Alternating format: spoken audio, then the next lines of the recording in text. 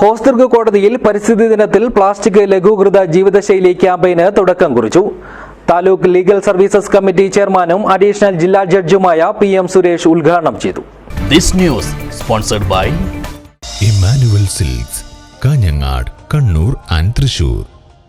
Hosdurg taluk legal services കമ്മിറ്റിയുടെ നേതൃത്വത്തിലാണ് ഹോസ്ദുർഗ് കോടതി സമുച്ചയത്തിൽ പരിസ്ഥിതി ദിനാചരണം സംഘടിപ്പിച്ചത്. പരിപാടിയുടെ ഉദ്ഘാടനം താലൂക്ക് ലീഗൽ സർവീസസ് കമ്മിറ്റി ചെയർമാനും അഡീഷണൽ ജില്ലാ ജഡ്ജുമായ PM സുരേഷ് നിർവഹിച്ചു. ഓരോ രാജ്യവും അതത് വർഷങ്ങളിൽ ഇത് ഹോസ്റ്റ് ചെയ്യുന്നുണ്ട്.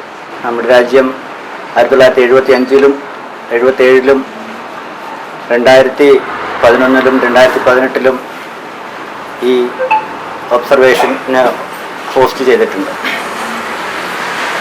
പല തീമുകളിൽ എന്നെ സ്ട്രൈക്ക് ചെയ്ത ഒരു തീം 2013-ലെ അന്ന് തിങ്ക്, ഈറ്റ് ആൻഡ് സേവ് എന്നതായിരുന്നു ഇതിൻ്റെ. ഇന്ന് വളരെ കാലികമായ പ്രസക്തിയുള്ള ഒരു വിഷയമാണ് എടുത്തിട്ടുള്ളത്. പ്ലാസ്റ്റിക് വളരെ കൺവീനിയൻ്റ് ആയതുകൊണ്ട് നമ്മളെല്ലാവരും അറിഞ്ഞോ അറിയാതെയോ പ്ലാസ്റ്റിക് ഉപയോഗിക്കുകയും അത് പ്രകൃതിയിൽ വലിച്ചെറിയുകയും ചെയ്യുന്നുണ്ട്.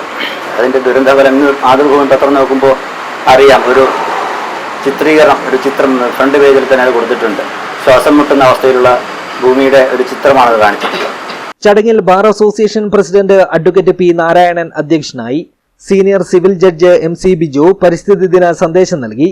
ജൂനിയർ സിവിൽ ജഡ്ജിമാരായ Abdul Rasiq, Balu Dinesh, public prosecutor A Gangadharan, bar association secretary advocate KL Mathew, advocate clerk association vice president Santhosh തുടങ്ങിയവർ സംസാരിച്ചു.